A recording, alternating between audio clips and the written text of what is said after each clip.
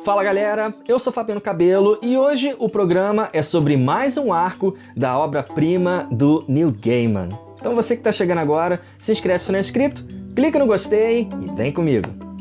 Bom, se esse é o seu primeiro programa aqui no Papo Cabelo, eu já te falo que aqui em cima tem uma playlist onde eu estou falando de cada um dos arcos de Sandman. Os arcos que eu estou falando são da editora Conrad, que na minha opinião foi a melhor editora que publicou Sandman no Brasil, porque tem extras sensacionais. Eu não fico mostrando aqui exatamente os extras, porque a grande maioria das pessoas também está adquirindo as edições definitivas da Panini, ou aquelas de 30 anos, mas algumas assim que eu achar que tem mais necessidade eu vou mostrando para vocês, ok? Bom, vamos lá. Chegou a hora de falar do terceiro arco, que é esse aqui, ó, Terra dos Sonhos. Se você já tá ligado aí na Netflix, né, que já teve essa primeira temporada de Sandman, que eu também dei meus 2 centavos aqui no canal, falei minha opinião dessa série sobre o arco da minha vida, né, Sandman, assim como Hellblazer, tá presente na minha vida há anos. E o que rola? Você já deve ter visto que saiu também episódio bônus. Eu acho que vai ser em 2 partes aí, porque tá versando sobre o Terra dos Sonhos.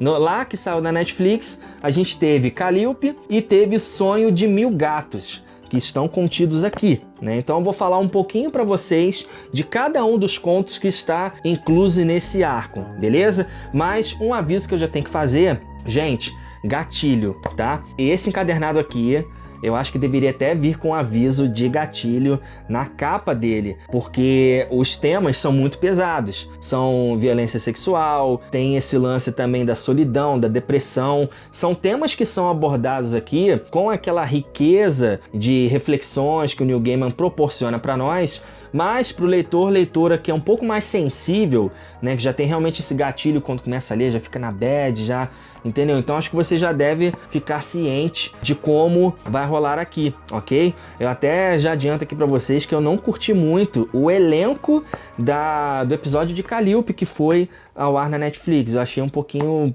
não me agradou, sabe? O elenco daquele episódio em si, não curti muito. Mas em relação ao que tem aqui no quadrinho que eu vou falar pra vocês, é bem mais leve, tá? Claro que a Netflix não ia dar tanta ênfase a esse tipo de coisa, mas vamos lá. Seguinte, o encadernado aqui, ele já começa com esse primeiro conto que é Calliope. O que acontece? Se você não assistiu a série, tá realmente começando ali agora e tal, fique tranquila que eu também não fico dando spoilers graves aqui não, beleza? É mais pro seu entendimento do que eu estou falando e te dá vontade de pegar depois para ler, beleza? Essa história aqui é sobre um escritor que é o Richard Madoc, ou Rick Madoc, que é um cara que ele fez um livro que foi um boom de lançamento na mídia, deixou o cara famoso e tal, mas depois disso ele não conseguiu escrever mais nada de relevante. Ele meio que entrou no ostracismo aí e não sabe como sair dessa pindaíba. Inclusive ele está tendo um ultimato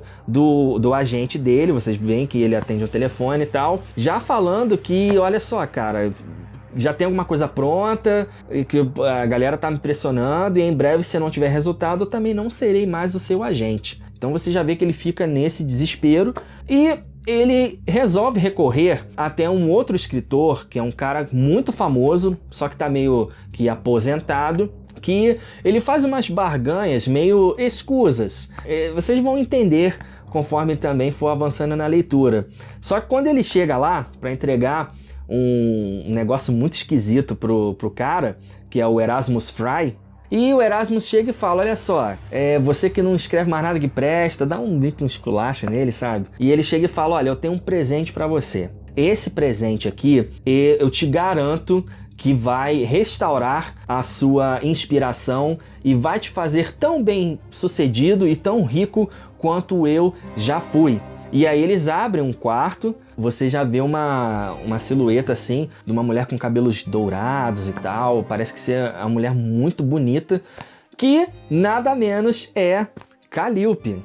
Para você aí que já deve ter ouvido falar nesse nome tão famoso, Calliope é uma das 9 musas da mitologia grega, né? Ela é filha de Zeus e ela é considerada a maior inspiração, né, dos poetas. Então você já vê que ela tem esse poder, essa bênção para com os homens. E o que acontece? Por um motivo que eu não vou falar para vocês aqui, a Calliope, ela fica presa ao Erasmus durante, sei lá, 60 anos. Ela fica muito tempo com ele, gente. Ela realmente tem esse bound, né? Ela ligada a ele e não consegue sair, ela não consegue fugir. Ele deixa ela trancada lá, ele até fala isso com o Rick, porque ele não aguentava ver ela olhando para ele, enchendo o saco dele todo dia. Na visão dele é isso, né? A pessoa que só queria ir embora, né? E fica presa por ele ali, por um pacto, vamos dizer assim, né? Ele consegue um jeito de prender ela, né? Durante todo esse tempo.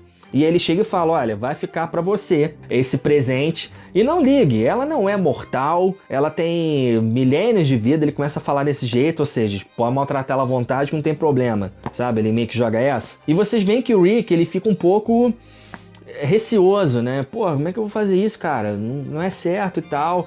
O cara não quer nem saber. O Erasmus já expulsa eles e tal, ó, não quero ver vocês nunca mais, tá, entregue aí presente e tal, boa fortuna, tchau. Só que aí, gente, vocês vão ver que começa realmente a parada pesada, sabe? Vocês vão ver que ele tem esse rito, né, de que para um deus, né, ele te ajudar e tal, você tem que desde chegar até ele com forma de oração, né, da reza e tal, ou cortejá-lo, né, com alguma coisa, enfim, cada deus, né, dessas mitologias tem um jeito diferente de adoração para te conceder uma bênção. E o Rick, ele meio que, sabe, ele não sabe como fazer e tal, e o primeiro ato que ele já faz é violentar a Calliope. Sabe, e ela não consegue, ela já vê que, primeiro que ela já fica muito decepcionada porque ela disse que o Erasmus tinha prometido que ia libertá-la quando ele estivesse na velhice, e ele fala pra ela, escritores mentem. Ele já joga essa frase no ar pra ela, e aí o Rick chega pra ela e começa meio que, olha, me ajuda a escrever só um livro e tal que eu vou te libertar. E claro que não é bem assim, né? Ele começa a ter o vislumbre da fama novamente, começa a ficar badaladíssimo, fazer vários sucessos e tal, grande em tudo quanto é coisa do showbiz, e ela vai ficando presa lá. E vocês vão ver que vocês pegam essa essência dela de socorro, que eu preciso sair daqui e tal, e ela resolve orar, né?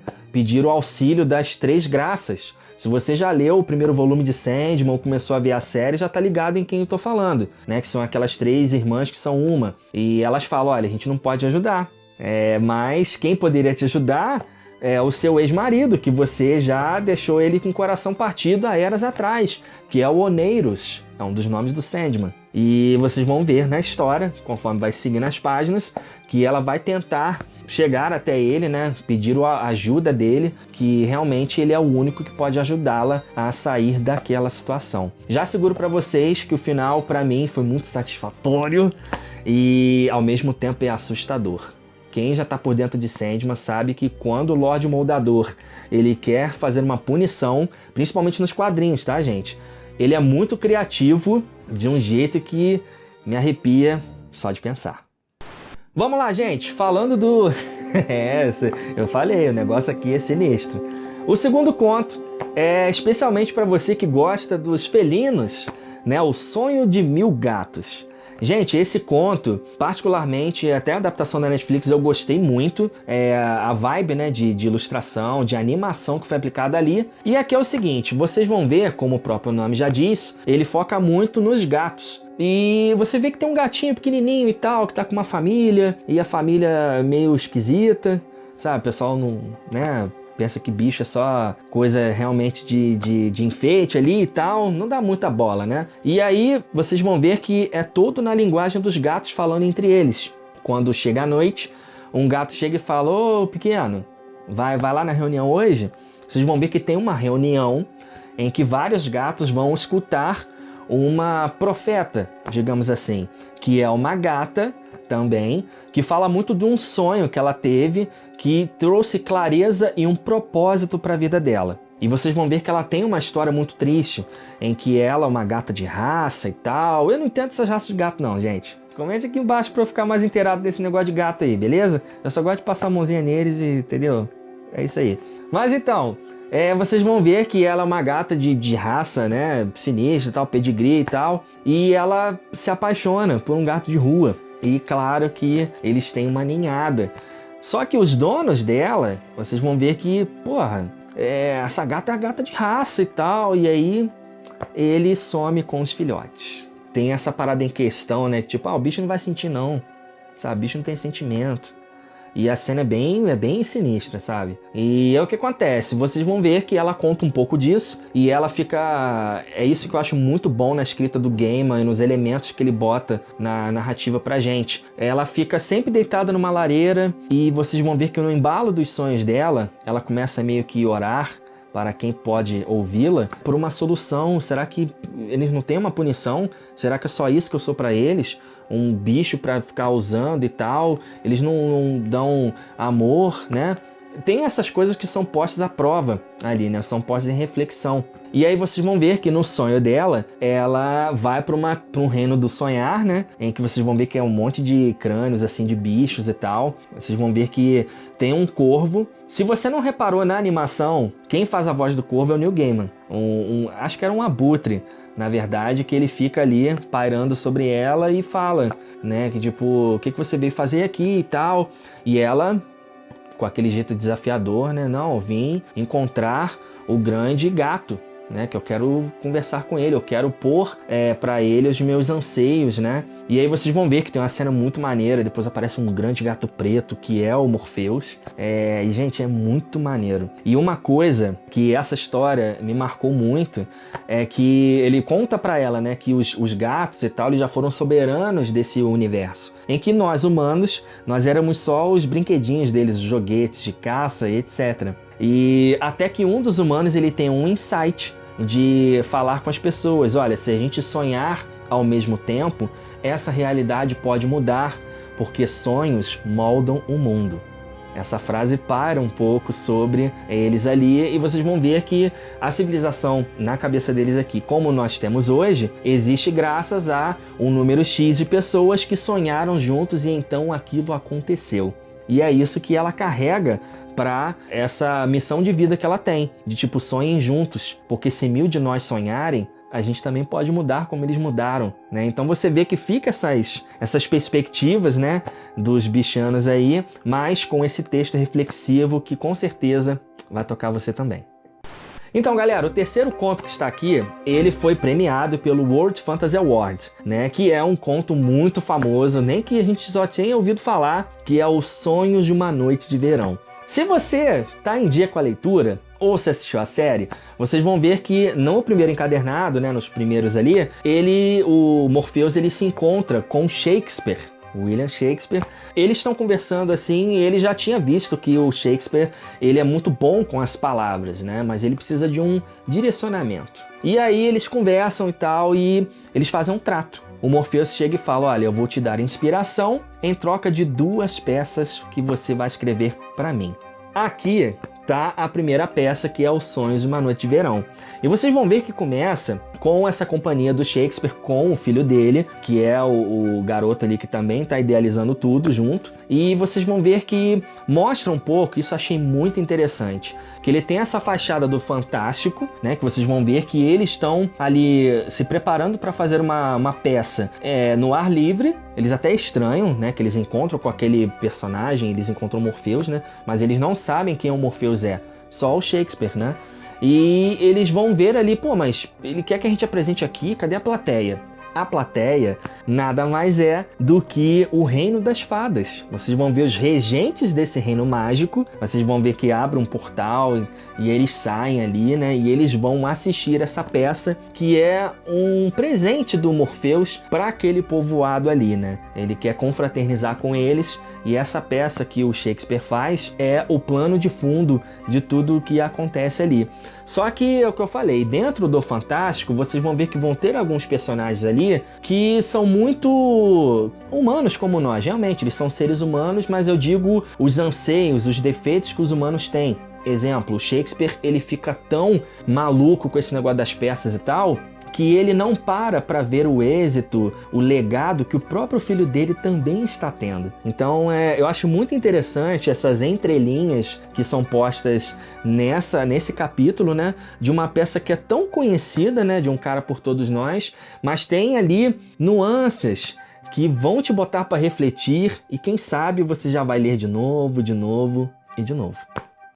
Vamos lá, gente. Eu vou fechar aqui com o último conto que pra mim foi o mais impactante pra minha experiência, por exemplo, porque ele fala sobre solidão, ele fala sobre isolamento, ele fala sobre depressão, mas é o conto que se chama Fachada. É um conto que ele é sobre uma mulher, né, que ela é uma garota elemental, que vocês vão ver ali como é que ela foi afetada, como é que ela tem esses poderes ali, que pra ela virou uma maldição, porque ela teve que se isolar de todo mundo. Vocês vão ver que ela era uma modelo muito bonita e tal, a Rainy. Ela é obrigada a ficar realmente trancada e ela sente esse isolamento. As pessoas não vão mais me ver, as pessoas não ligam mais pra mim. Ela meio que dá uma desculpa pra receber uns benefícios e tal, de pensão, né, como se fosse invalidez. E vocês vão ver que é muito tocante, sabe? Ela começa a ficar no telefone conversando com um funcionário que manda os cheques e tal, e vocês veem, né, que ela conhece o cara, né, ela se familiariza com a voz dele. O momento que ela tem de felicidade é falar com essa pessoa, sabe? Então fica um pouco em torno disso, e vocês vão também perceber que, por exemplo, toda vez que ela vai sair, ela tem que botar mais máscaras, né? Porque ela é uma metamorfa, mas é exatamente o que vocês estão pensando. Ela usa propriedades químicas, né, do nosso corpo e tal, biológicas. Só que não é igual o super-herói que a gente vê. Ah, eu quero me transmutar para parecer outra pessoa. Depois vai apodrecendo, que você tem que trocar de pele. E tem o cheiro, e tem o mal-estar, sabe? Começa a pegar nesse ponto, assim. Então vocês vão ver que ela usa mais máscaras, como se fosse, sei lá, resina, alguma coisa assim, que ela usa, só que ela não consegue jogar fora, porque as máscaras também fazem parte dela. As máscaras também são ela, né? Então vocês vão ver que, sabe, essas nuances que eu já falo com vocês, que o Neil Gaiman ele é mestre em fazer isso, e é muito interessante você visitar esse conto, porque vocês vão ver que vai ter uma amiga dela que liga pra ela, pedindo pra eles almoçarem juntas e tal, e tem essa esfera do preconceito, sabe, de dilemas, de coisas, de gravidez, essas coisas, enfim, assuntos que são postos ali numa conversa, que vão juntando com tudo em volta da Rainy, e culmina com a visita da morte para falar com ela. Mas não é o que você está pensando. A morte não foi ali para buscá-la. A morte foi para buscar uma pessoa vizinha, só que a morte ouviu o choro e resolve abrir a porta. E, gente, o diálogo que elas têm ali é uma parada muito tocante. E é o que eu te falo, o Neil Gaiman ele tem essa capacidade, né? Ele te mostra dilemas que realmente te deixam ali triste, reflexivo e tal, mas as histórias dele, elas vão tendo um sentido, elas vão tendo uma mensagem que, se não te deixar melhor naquele momento, vão te fazer amadurecer para algo que você pode viver depois, né? Então, esse encadernado aqui do Terra dos Sonhos é tudo sobre isso que eu estou falando, né? De uma terra de sonhos, em que cada conto ele vai te jogando um problemaço, mas que os personagens, estranhamente, parece que todos eles se conectam. E fique com isso em Sandman. Apesar desse daqui ser, entre aspas, um spin-off, tem coisas aqui que lá na frente você já vai entender, isso se você não visualizar nas páginas. Ok? Já indica esse vídeo aí para aquele seu amigo ou amiga que gostou da série, mas será que eu começo a ler HQ ou não? Mas precisa, porque Sandman é uma obra-prima. Clica no gostei aí, que eu sei que você esqueceu, para o YouTube entender que esse vídeo pode chegar até mais pessoas e a gente viciar Sandman em muitas mais pessoas por aí, né, gente? Porque merece, né? Uma obra-prima, não canso de falar isso aqui, eu me empolgo. E às vezes eu tenho que me segurar para não falar mais do que eu devo aqui no programa, beleza? Tem muita novidade chegando, inclusive de peças aí que vão estar à venda no site da Dagon. Então vou deixar aqui embaixo aqui já o link para você conhecer o site e fazer uma encomenda com a gente aí, que tem muita coisa boa chegando, gente. Beleza? Vejo vocês no próximo programa. Valeu!